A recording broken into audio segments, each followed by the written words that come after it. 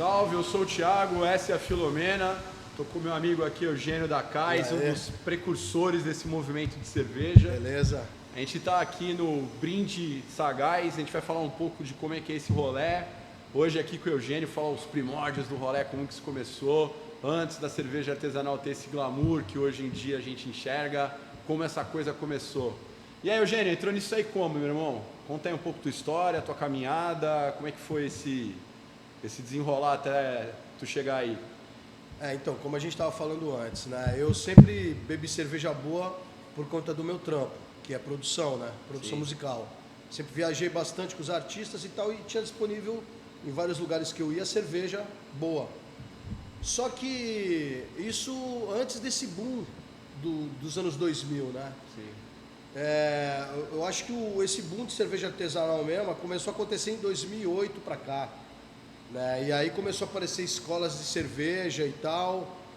E eu tinha um amigo, tenho, que é o Mimi, o Alcemir, né? Que começou a fazer cerveja comigo, que ele manjava mais do que eu, manjava muito de cerveja, manja. Manja, Mimi é foda. E começou a me apresentar para uma par de coisa, outras coisas, né? E aí, pô, eu sou apaixonado pela cerveja, né? Apaixonado não só pela cerveja, pelo álcool também, pelo bourbon, pelo vinho, né, cara? Eu gosto mesmo. E aí eu, falei, Mimi, vamos estudar, porque a gente gosta de fazer cerveja, e eu tô vendo que tem uma par de curso, e aí eu me matriculei no curso de cerveja artesanal em São Paulo. E aí fiz antes dele até, né?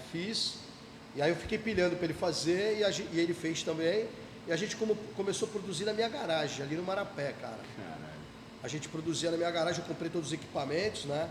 A gente comprou, né? A gente rachou os equipamentos. E minha garagem era uma zona, cara. E de moto, né? De disco, de livro, das minhas coisas. E aí eu dei uma limpada na garagem, a gente começou a produzir na garagem, mas isso era o quê? Começo de 2014, aqui em Santos. Foi uma época que teve um boom aqui em Santos. Apareceu várias cervejarias legais, vários cervejeiros legais. A maioria das cervejarias que a gente vê até hoje nascem ou elas começam a se desenvolver. O embrião a gente pode colocar aí mais ou menos Sim. em 14, por aí. A gente tinha um grupo aqui em Santos que era o Bicudo, o Demônio, o JP, o Celhão e o Renê da Everbril. Os primeiros a ir para a fábrica aqui dessa galera já tinham umas cervejas aí, mas eram inexpressivas, né? O primeiro a fazer cerveja boa mesmo, responsa, que foi para a fábrica, foi o Renê e o Celhão da Everbril. Sim. Que eles fizeram a Ever Black e a Ever IPA. Não sei se você lembra, a garrafinha, a pescoçuda de 500 ml. Eles fizeram. Aí, cara, atiçou né, todo mundo a querer fazer. E aí foi um atrás do outro. Aí foi o Bicudo, eu, O Eduardo, o Demônio, tinha Eduardo Porto Demônio. na época também. Porto. Tinha uma cervejaria chamada Porto. Tinha Porto. Teve uma de época... Cubatão, não era? Puta, eu não Era lembro. de Cubatão. Eu não lembro, mas eu lembro que numa época tinha a Cais, a Porto e a Estiva convivendo ao mesmo tempo. Foi. A Cais, eu tive a ideia, eu estava voltando de São Paulo no ônibus, de madrugada que eu tinha feito um show lá, e aí eu estava ouvindo o Milton Nascimento, e a música Cais. Aí eu lembrei, porra, meu pai era guindasteiro aqui das docas e tal, né? Eu sou santista, e o Porto aqui tem muita influência na nossa vida. Claro. Né? Então o nome apareceu por causa disso.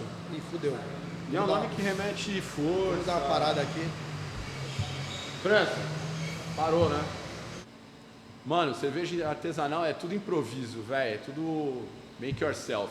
Passou o caminhão do lixo aqui, cortou o Eugênio no meio do papo, a gente editou, mas vamos continuar com o papo. Deu tempo dele encher o copo. Ele tava falando aí das inspirações, do porquê Cais na cervejaria, e eu ia emendar em pergunta para ele, cara, do sucesso que eu lembro da primeira cerveja mais popular das cervejas artesanais em Santos, foi esse cara que fez, que era do Dudu Gonzaga. O Dudu Gonzaga, cara, era um travesti dos anos 80, e ele foi assassinado, né?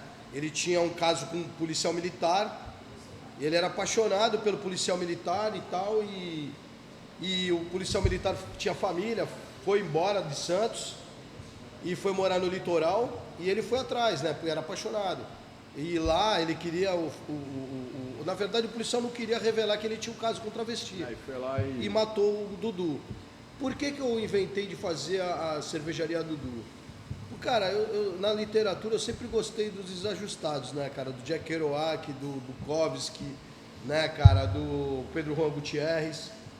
Então, quando eu cheguei na cerveja artesanal, na cena de Santos, tinha muito coxinha, cara, muito cara reaça nessa porra, entendeu?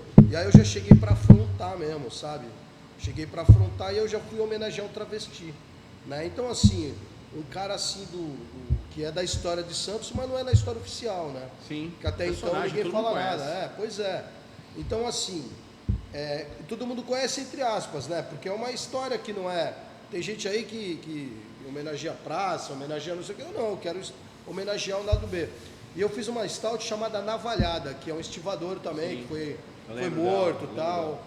Uma stout. Então, assim, né, cara, a cais do Porto, né, velho? O nosso cais, ele tem história, é um dos cais mais antigos do Brasil, né?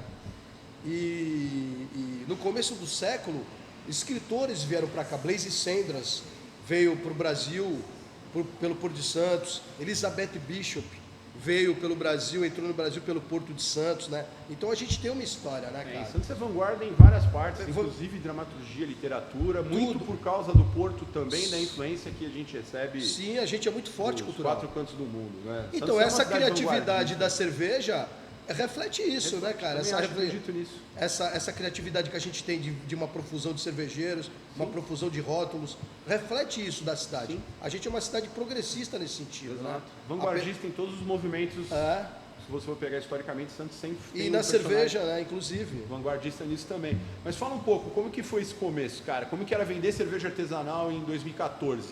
Como que era a receptividade do público?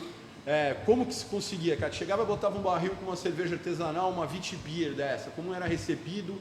Quem recebia? Onde podia? Como podia? Como que funcionava? Porque a gente está falando numa época que nem o próprio poder público entendia muito bem o que era o movimento. O movimento nasceu primeiro e depois foi se ter vagarosamente uma compreensão sobre ele. Então nós estamos falando aqui no caso do começo do movimento. Como que era essa época, cara? Como é que tu passou por essa época no começo a gente era tudo clandestino. A gente tinha um equipamento, o meu equipamento era um equipamento artesanal caseiro, panela de alumínio e fogão de pressão. Então a gente fazia cerveja raiz mesmo, né? Artesanal de verdade. Então a gente fazia, e assim, era uma braçagem louca, era 3 braçagens por semana. E a gente engarrafava na minha cozinha, envasava na minha cozinha, eu imprimia os rótulos, minha filha criava os rótulos, eu imprimia. Era Prime ainda que fazia na garrafa? Na impressora, eu digo, era Prime, a gente fazia Prime. E assim, a cerveja artesanal, a minha trajetória era muita experimentação, cara. Sim. Sabe, é aquilo que a gente está falando, de criatividade e de tentativa e erro, né, e acerto. Então as minhas receitas, para cada receita ela tinha 50 edições para chegar naquele projeto que eu queria, né? Então assim, a gente vendia para amigos, a gente fazia festa para vender cerveja no barril, envasava no barril. A primeira festa de cerveja artesanal, quem fez em Santos fui eu no Estúdio Rock, que eu chamei uma banda de blues, eu trabalho com blues e jazz, chamei uma banda de blues e lancei a Cana 1. A gente tinha várias caixas de Cana 1 na minha casa, eu e Mimi, e a gente fez um show para lançar a Cana 1. Aí foi, lotou, né, cara? A gente cobrou o ingresso e a cerveja era à vontade. Você bebia à vontade cerveja. Então eu paguei a banda ganhou maior grana, porque foi gente pra caramba. Todo mundo bebeu, eu não ganhei porra nenhuma, o Mimi não ganhou nada, mas a gente lançou a cerveja, né? Então assim, era bem do it yourself mesmo, né, cara?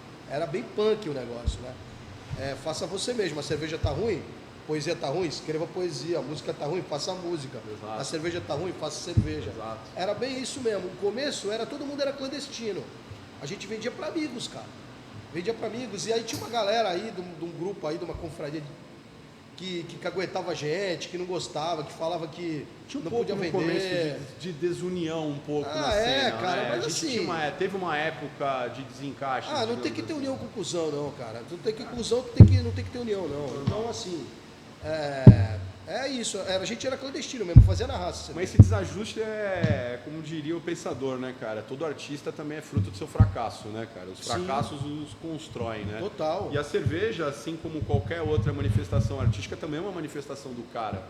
Então essa tentativa, pra mim, eu acredito, faz super parte do processo. Cara, eu queria te fazer uma outra pergunta, Eugênio, agora. Como é que tu enxerga a cena hoje? Sendo um dos pioneiros da cena, como você viu ela evoluir, como que você enxerga a cena e a evolução da cena? Novos entrantes, como é que está a parte de comunicação, essa própria parte política, engajamento, como é que está, na tua visão, de um cara que é pioneiro do meio, aqui da Baixada Santista, como que você enxerga o presente e o futuro desse movimento nosso?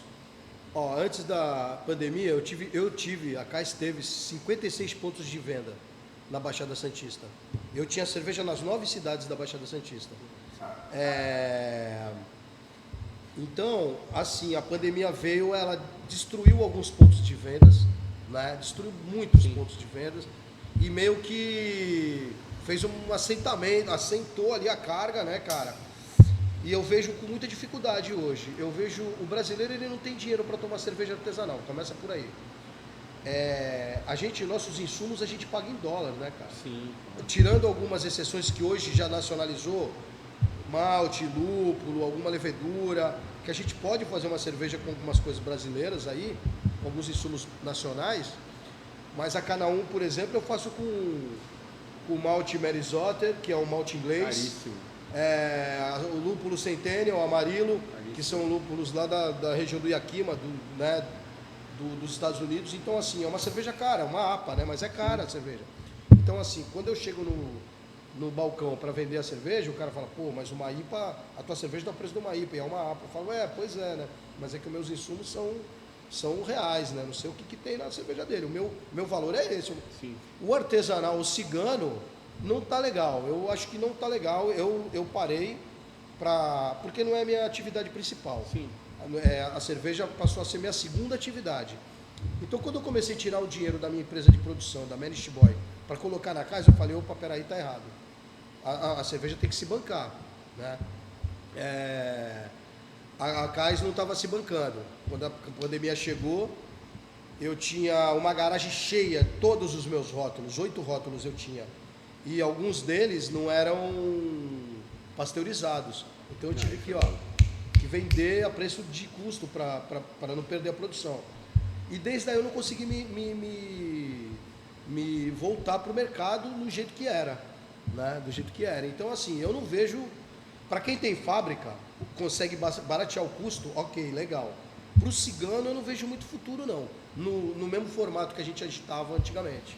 Não vejo muito futuro para o cigano hoje. Tu acha que isso se deve a valor propriamente dito ou uma mudança de perfil de consumo de público das high-ends para lagers e cervejas mais leves?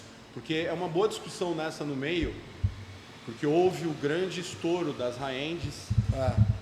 Quando a gente fala de high-end, a gente está falando de Double IPA, Imperial IPA, Riz, New England IPA, Triple Motherfucker. Para cervejas mais do dia a dia, se houve essa migração, ou seja, houve aquele primeiro boom dessas cervejas de high-end muito mais fortes, depois a coisa veio de novo com uma cerveja mais leve e até mais tropicalizada por causa do clima, ou tu acha que é só por causa da questão de valor mesmo, propriamente dito? É tudo. Ou é um misto dos dois? Não, é tudo, Thiago. É assim, primeiro, a nossa cidade, ela não passa de 450 mil habitantes há décadas. Entendeu? Há décadas. Então, o nosso mercado não renova para várias coisas. Só envelhece. Começa por aí, uma das coisas. Essa instabilidade do mercado depois da pandemia, né, afetou não só a cerveja artesanal, afetou tudo, cara. Sim, mudou o setor de serviços todos, né? Eu trabalho com música, né, cara? Então eu senti isso nas minhas duas atividades. Mas a música já está se recuperando, né? Eu não tenho o que reclamar. Agora, da cerveja eu ainda tenho dificuldade para recolocar. Eu não me vejo hoje fazendo mais lata e garrafa. se eu tiver que fazer barril. Eu vou produzir barril, produzir evento para vender no evento. Sim. E vender nas cervejarias, nos bares da cidade que vende barril. E é uma pré-venda. Quando sai da fábrica, ela já está vendida. Né? A cerveja já está vendida, a produção. Outra coisa, Thiago, eu fazendo 1.000 litros por mês, eu não tenho como concorrer com a Everbril, que faz 40 mil litros e exporta cerveja para os Estados Unidos, para a China, para um monte de lugar. O custo de fazer cerveja deles é muito mais baixo do que eu. Eu vou fazer 1.000 litros por mês. Sim, claro. Você tem um Eu grande tenho escala. custo. Você tem um grande Eu escala. vou vender em barril, eu consigo vender em barril. Se eu começar a botar rótulo, garrafa e pagar alguém para vender cerveja, isso é aquele inferno. cara, isso é um custo Isso alto. é o inferno do markup que envolve um monte de coisa, inclusive volume de produção, mas aí também logística, aí também custo. Tu entendeu? Uma fábrica grande também tem um custo. Quantas coisas que eu listei aí? Quantas coisas que eu listei? Várias, mas tem uns, Então, isso aí é papo para 300 horas. Markup lógico. ainda mais quando a gente falando de cerveja especial, né? Que cerveja é essa? Para que público é esse? Qual que é o valor, né? Porque se a gente for parar para pensar, o mercado é meio tabelado, né? Você tem ali as linhas de valores, né? Sim. Você tem que encaixar a receita dentro daquelas linhas de valor e encaixar com o segmento. Eugênio, foi muito legal esse papo. Pô, cara, eu que agradeço. Cara, Eu tava uma de honra passagem. tê-lo aqui, é verdade. Tava de passagem, fui fui convidado convidado aqui. A gente está começando esse projeto. Cara, se quiser falar alguma coisa aí, deixar um recado, mandar alguém para aquele lugar ou qualquer coisa, porque tu é um dos caras mais autênticos que tem nesse meio aí e marcha, cara. Eu acho que é assim, cara, a cerveja é um alimento em muitos países, a gente vê como bebida alcoólica, a cerveja é maravilhosa. E bebam mais cerveja, cerveja só tem coisa boa, cerveja artesanal só tem insumo natural, né? A gente faz, e além disso a gente faz com amor. É isso, e foda-se o sistema. Cerveja harmoniza com gente, cara. Essas ideias, divergências, convergências, tudo isso harmoniza com cerveja. Cerveja é isso. Esse foi o Brinde Sagaz com o Eugênio da Cais, meu irmão. Valeu, um salve. Valeu. É isso aí.